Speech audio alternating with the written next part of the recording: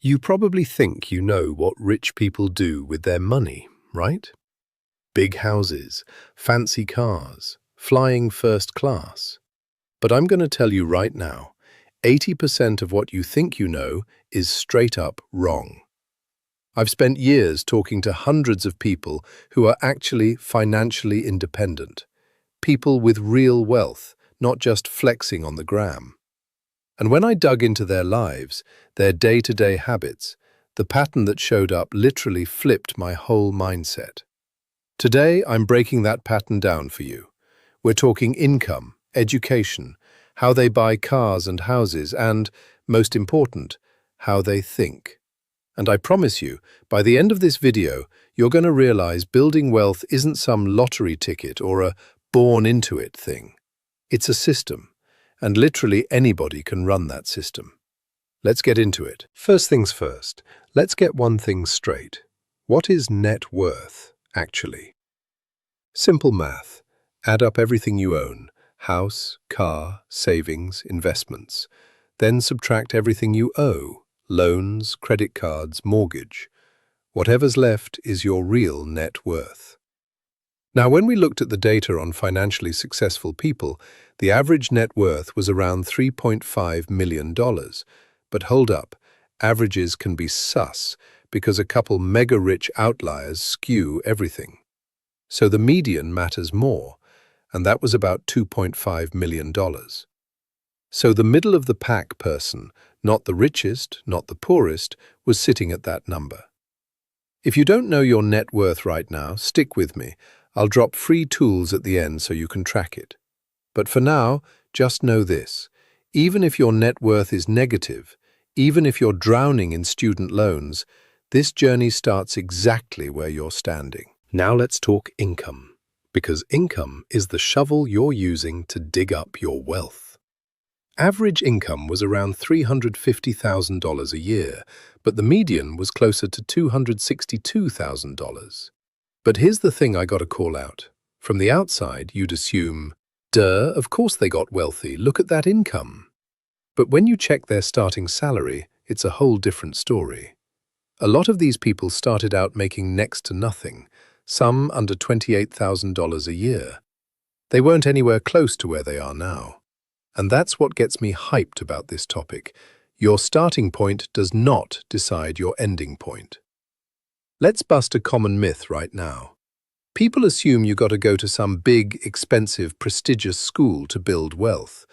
Ivy League, private school, the whole 9 yards. The data says otherwise. When we ask successful people where they went to school, turns out 76% went to regular, public K-12 schools. And 61% of them went to public universities, not private. So that thing you're telling yourself, I gotta send my kid to some expensive private school or they'll never make it, that's just not true. These people got the same education a lot of you got. Now here's an important rule, because education matters, but going into debt for it can turn into a trap real fast. We call this the first-year financing rule. Simple rule. Your total student loan debt should never be more than your expected first-year salary. Think you'll make $30,000 your first year out? Your total loan debt shouldn't cross $30,000. And when we asked how many people had to take out loans for school, 52% said yes. So these people were just like you. They had to borrow too. The difference? 74% of them actually kept their loans under that limit I just mentioned. Here's another interesting stat. We asked if their current job actually matches their degree. 76% said yes. But if you look at the general public, only 27% are working in their actual field of study. What does that even mean? It means a ton of people take on debt to get a degree and then never even cash in on that degree. Double loss. You got the debt and you got zero return on it. So if you're in school right now or sending your kids to college, please take this seriously. Only go to college if you actually know what you want to do and how you're going to use it. It's a tool, not an obligation.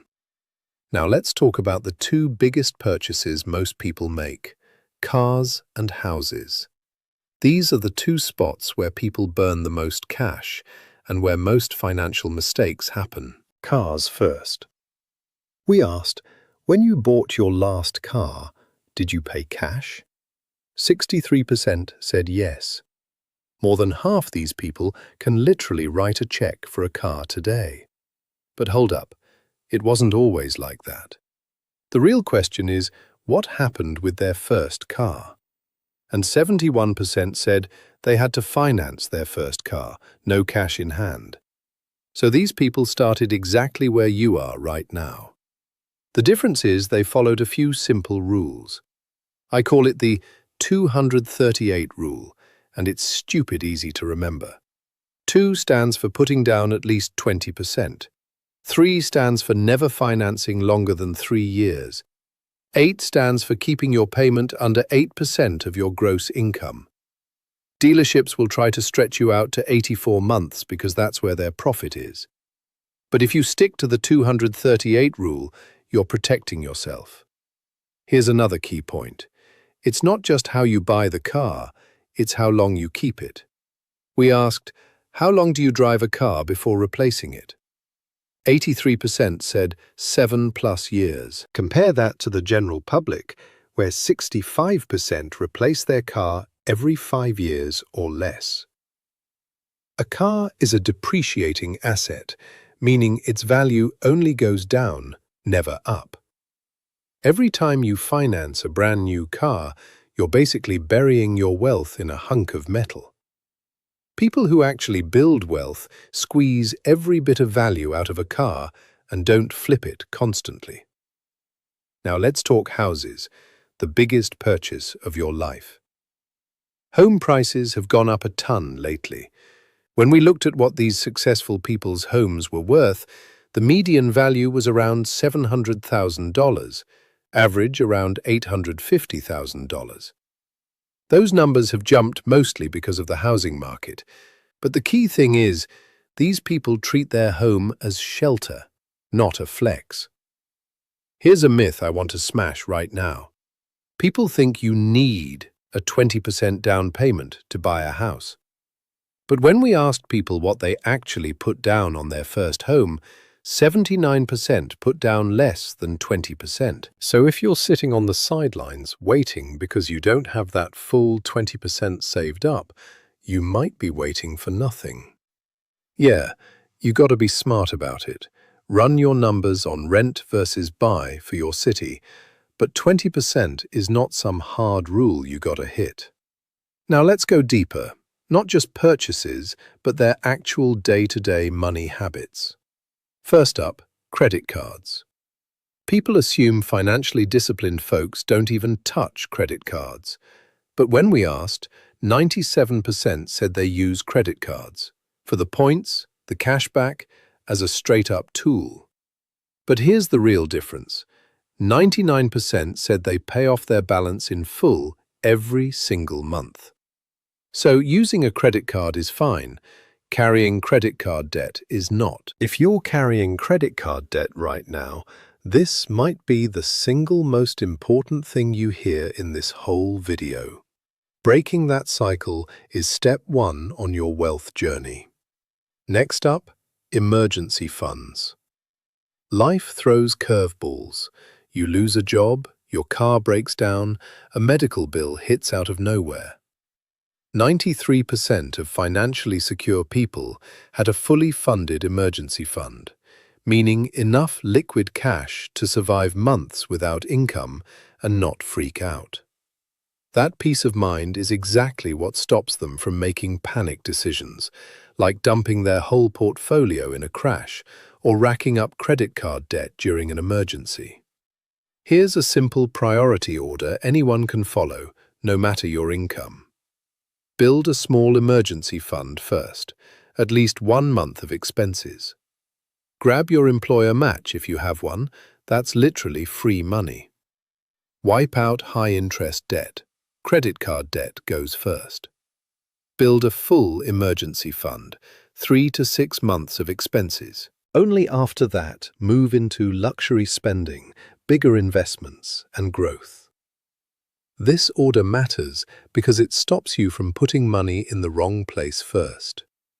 A lot of people start investing before they even have an emergency fund, then get hit with an emergency and have to sell investments at a loss. Now, I want to show you something that might be the most motivating part of this entire video. We asked Jem, at what age did you start taking personal finance seriously? 58% said before age 30. But if you're already past 30, please don't bounce, don't skip this, because the rest of these numbers matter just as much. 20% got serious in their early 30s, 12% in their late 30s, and 7% in their 40s. What does that tell you? It tells you, no matter where you're at in life right now, starting today is the best move you can make. The earlier you start, the more time your money has to compound. And compounding is the real secret sauce here. By retirement, 77% to 95% of your total wealth comes from growth, not your original savings. Here's another thing that fascinates me: mindset. We asked, do you consider yourself an optimist or a pessimist? 82% said optimist. They believe tomorrow's going to be better than today and that they have control over their future. That's not a coincidence. People who think, my situation's never going to change, try less.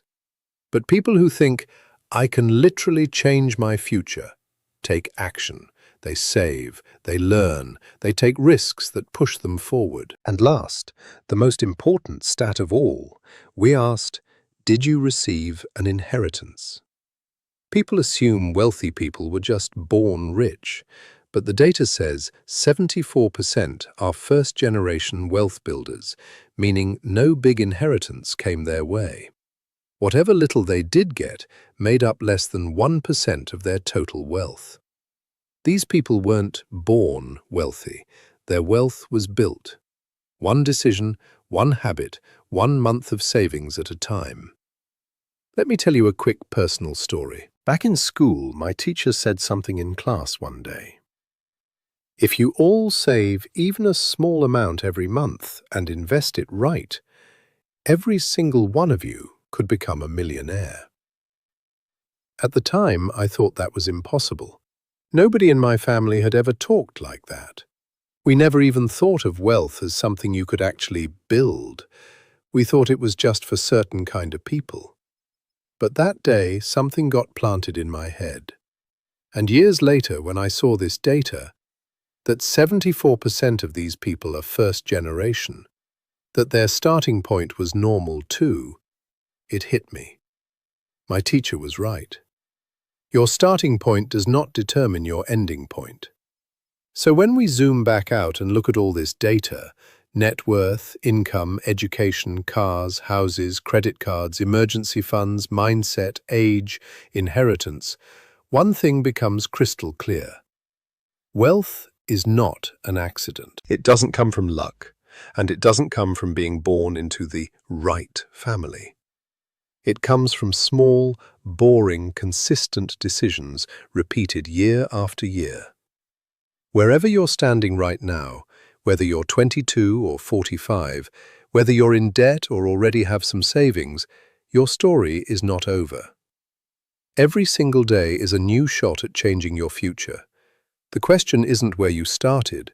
The question is, what are you going to do starting today? If this video gave you even a little value, do me a solid, send it to a friend or family member who needs to start their money journey. Sometimes, one video can literally change the whole direction of someone's life, just like one comment from my teacher changed mine. If you want to start tracking your net worth, or figure out exactly how much you should be saving based on your age and goals, I got free resources and calculators linked in the description. 100% free, no sign-up needed. And if you're into this kind of content, real data, real people's actual journeys, smash that subscribe button because we drop a new one of these every single week. Remember, However your story started, you're the one who gets to write the ending. Catch you in the next one.